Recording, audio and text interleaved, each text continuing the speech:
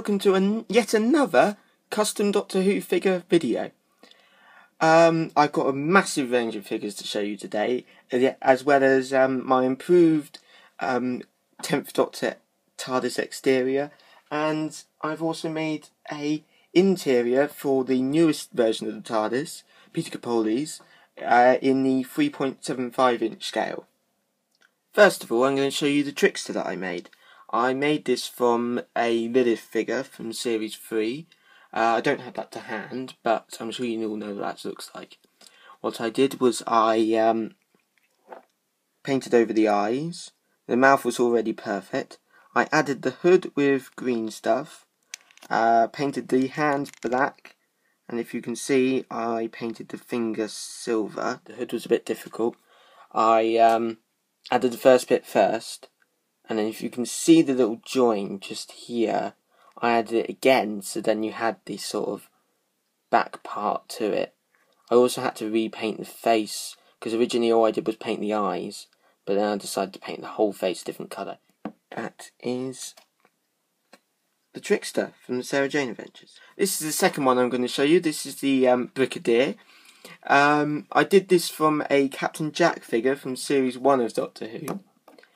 I did get this idea from Batman March, but I didn't do as much detail as he's done. I done it slightly more, just repainting it. I didn't make the jacket longer with my green stuff. I didn't give him the tie. I just decided to add, just repaint stuff. So if we actually look at him a bit closer, you can see that I painted the hair black, because the Brigadier's hair's black. Gave him his famous moustache. I also gave him the rope thing across his chest to hold his gun holster, which I think worked out really well in the end. I repainted the belt so it was black. Obviously I painted the whole thing green. Rather than giving him the tie, I decided to just paint the cavette sort of thing brown, because for me that was easier than trying to sculpt a tie out of it.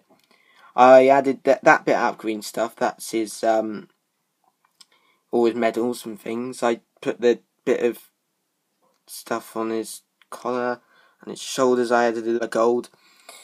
I painted his shoes brown because originally they were black. Oh, and I gave him the famous brown sort of gloves rather than his hands, because I thought that would work better.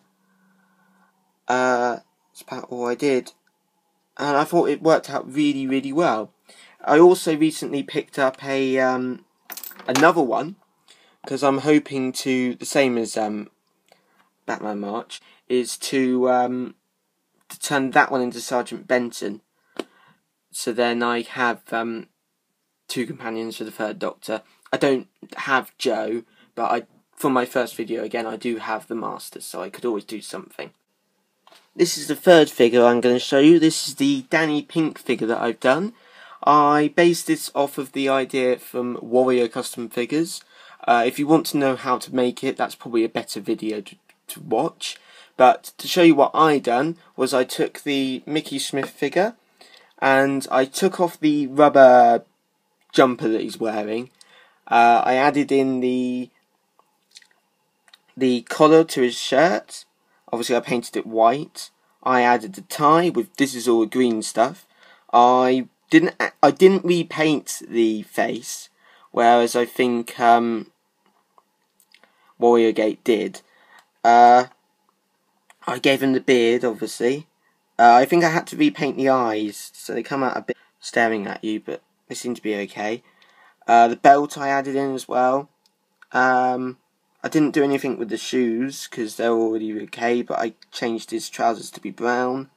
Unfortunately, it looks like he has wrinkled skin, because that's actually part of his jumper on his hands. But I didn't want to try and ruin the hands by filing those down. I did actually add cuffs onto his sleeves as well, so it looks like a shirt. I think this one's done really well, but I might have to repaint it at some point, because if you look, you can see that it's a bit sort of scratchy in places. But overall, I really like this one. Now, next is this. Now, you're probably thinking, who hasn't done anything to it? But I have, and this is probably the most risky thing I've done.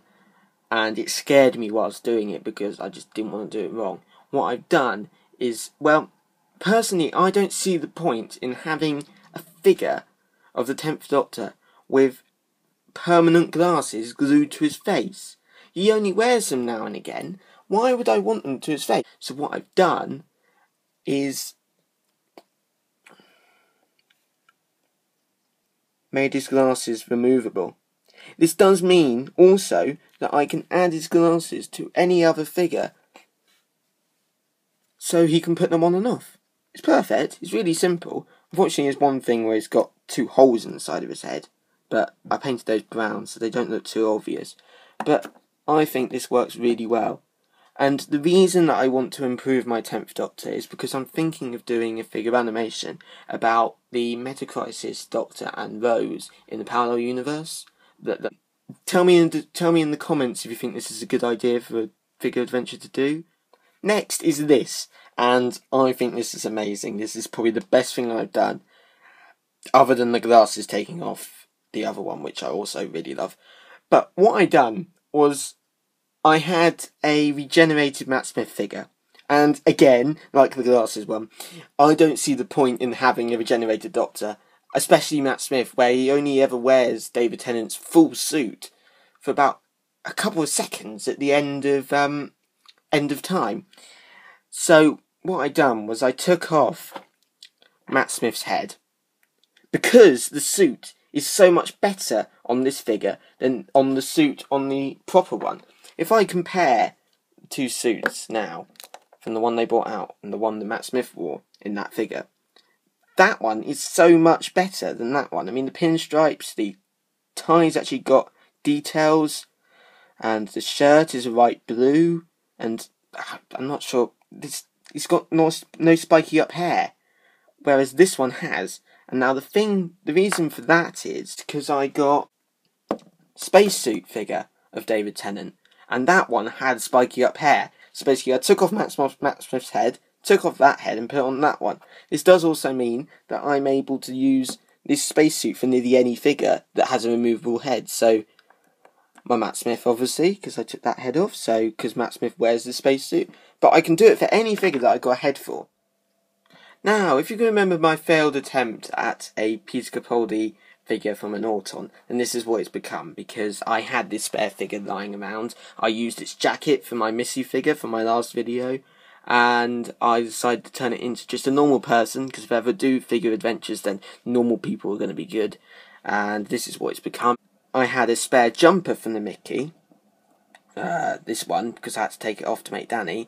I tried to cut it into like a V-neck jumper, but it didn't really fit on him very well, and so he got this weird bit on his shoulder here, if you can see that. And his eyes have come out even worse than the ones on my Danny, so he looks really sort of staring at you. Obviously it was a Norton, so it's got no fingers, because somehow I lost them. But you never know, I could do something where this could be an Auton, or the people could be Autons, obviously.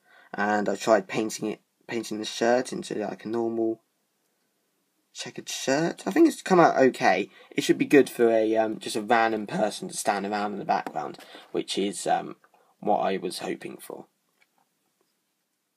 Now next is this. Well, you would have seen this before in my 3rd video I done, but I've greatly improved it. Well, improved it in some respects. The fact that both doors open completely inwards now. Well, that one doesn't yet, but that door opens completely inwards. Same picture, as someone in the comments said, that's a better picture than the actual flight control one. And the floor is slightly more level. Unfortunately, from that, it means the lights and sounds no longer work, but when I bought it second hand, I realised that all the electronics were only just sort of masking tape together, so it was always bound to happen. But that's okay, because it means that all my 10th Doctor fits in really well now. He can just sort of stand there level-ish. Come with me. Finally, is something I'm very, very proud of, something that I've been working on for ages. It's had so many different versions. It started off as one just for the 5-inch figures, because I didn't, at the time when in Snowmen, I didn't know they were going to change the scale of them.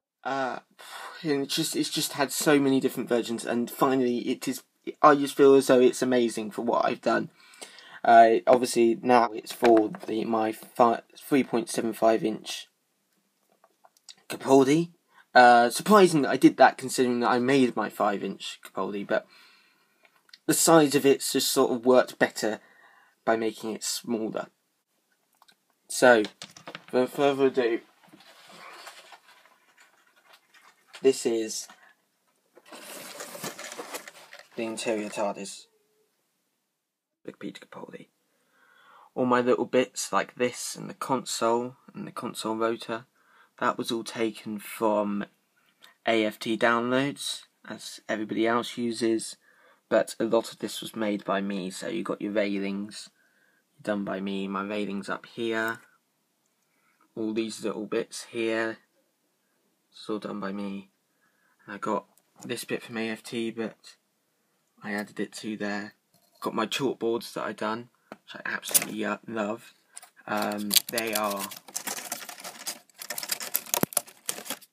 They are removable and double-sided, so I've added all these little spools all over them, so I can put them in different places, like down here.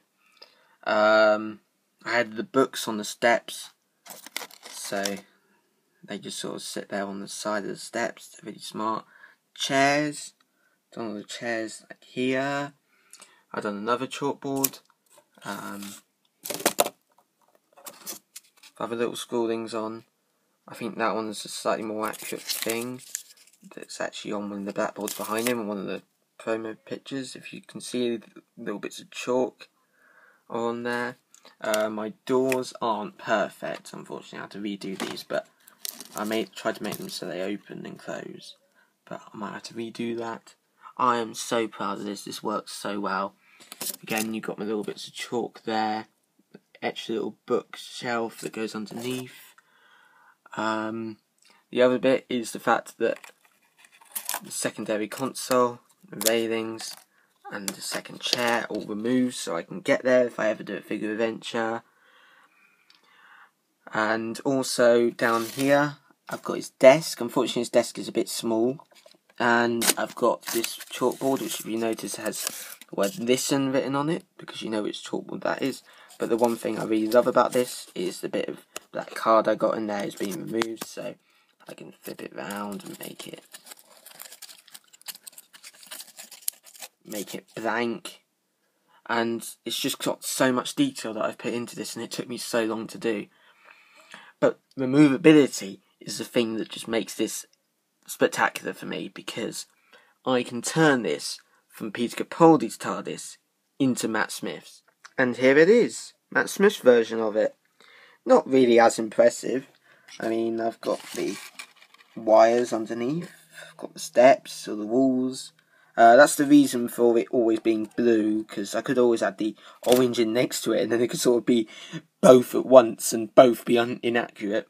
But like I said, all the bits have been removed, so no bookshelves, no blackboards. I didn't like Matt Smith's, but Capaldi's is my favourite TARDIS ever. So Matt Smith's is just boring. Just console, blue rotor, same thing up here, but generally the same. Not much extra. But just to show you, just quickly, the figures do work here